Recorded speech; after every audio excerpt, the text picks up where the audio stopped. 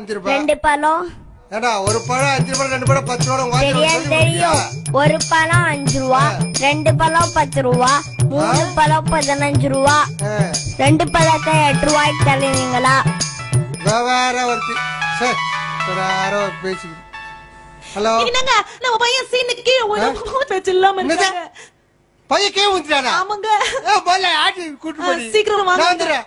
நான் உடனே வரேன். சீக்கிரம் வாங்குங்க.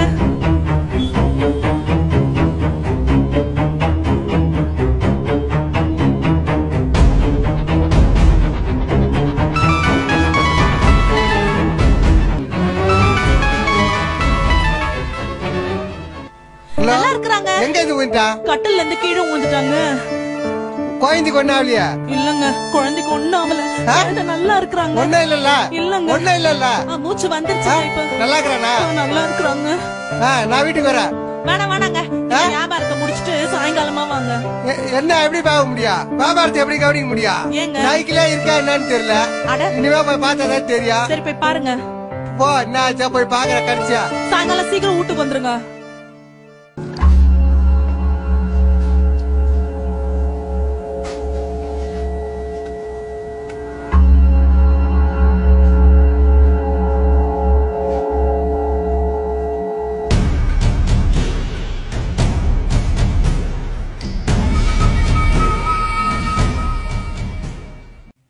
தம்பி, நான் தான் இங்க இல்லையா? அப்படியே பழத்தை எடுத்து சாப்பிட வேண்டியதானே? ஏன்னா எல்லாத்துக்கும் காசு போட்டு எடுத்து சாப்பிட்டுக்கிறீங்க. நீங்க இல்லன்னா நான் அல்லா பாத்துட்டு இருக்கான். அல்லாவா? அவன் எங்க இருக்கா? அல்லா எல்லா இடத்துலயும் பாத்துட்டு இருக்கான். திருடி சாப்பிட கூடாதுன்னு எங்க நபி சொல்லிருக்காங்க. உங்க நபியா என்ன சொல்லிருக்காரு? உழைச்சுதான் சாப்பிடணும், அடுத்தவங்க பொருளை அனுமதி இல்லாம எடுக்க கூடாது. அப்படி எடுத்தா அது ஹராம். உங்க நபியா எப்ப சொன்னாரு? யாருகிட்ட சொன்னாரு? உங்ககிட்ட சொன்னாரா? ஏன் உங்களுக்கு எதுவுமே தெரியாதா? எல்லாம் அங்க ஹஜ்ரத் தான் சொன்னாங்க. ஹஜ்ரத்தா? ஆமா, அவங்க அங்கதான் இருக்காங்க. எனக்கு உங்க நபியை பத்தி சொல்லுவாரு. சொல்லுவாங்களே, வாங்க எங்க ஹஜ்ரத் கிட்ட போலாம். வாடாப்பா, பொய்யா வைக்கவானோ? பொய்யா அப்புறமா வைக்கலாம். உங்களை பார்த்தா ஹஜ்ரத் சந்தோஷப்படுவாங்க. என்னடா இவ்வளவு தூரம் கூட்டம்? ஆமா வாங்க. அஸ்ஸலாமு அலைக்கும். வலைக்கும் அஸ்ஸலாம் வரஹ்மத்துல்லாஹி வபரகாத்துஹ். என்னப்பா தாரிக், கொய்யாப்பழ வண்டியை கொண்டு வந்திருக்க?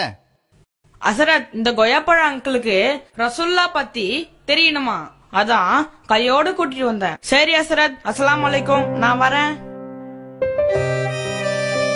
வாங்க ஐயா. ஐயா, நாங்கெல்லாம் வரலாம் ஐயா. தாராளமா வாங்க, உட்காருங்க. ஐயா, நான் சும்மாதான் ஐயா விளையாட்டு கேட்டேன். அந்த பையன் கூட்டாந்து விட்டாயா? குழந்தைங்களுக்கு எல்லாம் இவ்வளவு நல்லது சொல்லி கொடுக்குறீங்களா? உங்களை பாக்கலாம் தான் ஐயா வந்தேன். நபிகள் நாயகம் இதுக்கெல்லாம் ஐயா சொல்லி கொடுக்குறாரு. ஆமா கணேசா, நபிகள் நாயகம் எல்லாத்துக்கும் வழி காமிச்சிருக்காங்க. நபிகள் நாயகம் சொல்லி தராத எந்த விஷயமே இல்ல. அடுத்தவங்க பொருளுக்கு ஆசைப்படக்கூடாதுன்னு நபிகள் நாயகம் சொன்னதுனாலதான் இந்த பையன் எப்படி நடந்திருக்கான். எப்படி ட்ரெஸ் பண்ணணும், எப்படி சாப்பிடணும், எப்படி சம்பாதிக்கணும், எப்படி செலவு பண்ணணும். சுருக்கமா சொல்லணும்னா சிறுநீர் கழிச்சிட்டு சுத்தம் பண்றது கூட நபிகள் நாயகம் சொல்லி தந்திருக்காங்க. நபிகள் நாயகம் ஒரு மகான், ஒரு துறவி நினைச்சா, ஆனா அவர் இவ்வளவு விஷயங்கள் சொல்லி கொடுத்துட்டு போகிறாரா? நபிகளார் துறவியும் இல்ல, வானவரும் இல்ல. அவர்கள் ஒரு மகத்தான மனிதர். அவர்களுக்கு தாய் தந்தையர் இருந்தாங்க, மனைவி மக்கள், சொந்த பந்தம், ஊர் உறவு எல்லாம் இருந்துச்சு. மக்களோடு மக்களாக வாழ்ந்துதான் இந்த போதனைகளை உலகுக்கு வழங்கி இருக்காங்க. நபி ஸல்லல்லாஹு அலைஹி வஸல்லம் அவர்கள் மட்டுமில்ல, உலகில் வாழ்ந்த எல்லா நபிமார்களும் மனிதர்கள் தான். மனிதர்களுடைய எல்லா ஆசாபாசங்களும் அவங்க எல்லாருக்கும் இருந்திருக்கு. வாங்க உள்ள போலாம். ஐயா, அப்படின்னா நிறைய நபிமார்கள் இருந்திருக்காங்களா? கணேசா, இறைவன் இந்த உலகத்தை படைச்சதோடு விட்டு இல்லையே, வழிகாட்டுற பொறுப்பையும் தானே ஏத்துக்கிட்டானே. ஒவ்வொரு காலகட்டத்துக்கும் ஒவ்வொரு சமுதாயத்திற்கும் நபிமார்களை இறைவன் அனுப்பிச்சு வச்சிருக்கான். இப்படி 1 லட்சத்துக்கும் மேல நபிமார்கள் வந்திருக்காங்க. மூசா நபி, ஈசா நபி, யாக்கூப் நபி, தாவூத் நபி. கிறிஸ்தவங்க இவங்களை சொல்லுவாங்க மோசஸ், ஜீசஸ், டேவிட், ஜேக்கப், இப்படி சொல்லுவாங்க.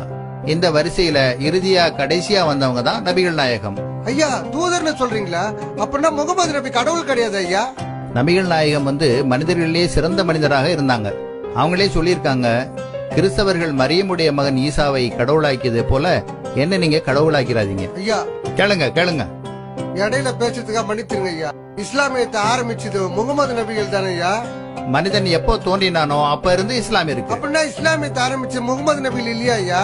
இல்ல, இந்த உலகத்துல முதல்ல படைக்கப்பட்ட முதல் மனிதர் ஆதம் அலைஹிஸ்ஸலாம். முதல் மனிதரே முதல் தூதராகவும் இருக்கிறாங்க. அன்னையில இருந்து இஸ்லாம் இருக்கு. இஸ்லாம்ங்கிறது மதம் இல்ல, அது ஒரு வாழ்க்கை நெறி. இந்த வாழ்க்கை நெறியை தான் ஒவ்வொரு காலகட்டத்திலையும் ஒவ்வொரு நபியும் அந்தந்த மக்களுக்கு எடுத்துரைச்சிட்டு இருந்தாங்க. இறுதி நபி முகமது ஸல்லல்லாஹு அலைஹி வஸல்லம் அவங்களுக்கு இறைவன் திருக்குர்ஆன்ங்கிற வேதத்தை கொடுத்தான். அந்த வேதத்தின் வழிகாட்டுதல்ல தான் இந்த பணியை முகமது நபி ஸல்லல்லாஹு அலைஹி வஸல்லம் அவர்கள் முழுமைப்படுத்தி இருக்காங்க. உட்காருங்க.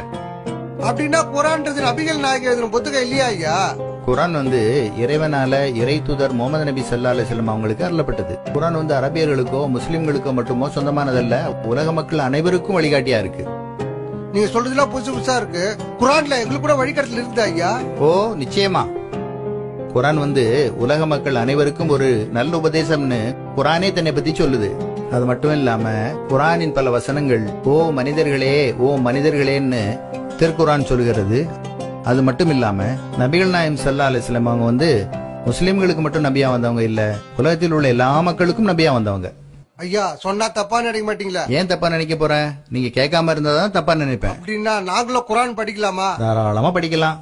நானே உங்களுக்கு ஒரு குர்ஆனை கிஃப்ட் பண்ணலாம்னு இருக்கிறேன். ஐயா எனக்கு இன்னும் ஒரு சந்தேகம் ஐயா. நபிகள் நாயகம் இறந்து ஒரு 200-300 வருஷம் இருக்குமா ஐயா?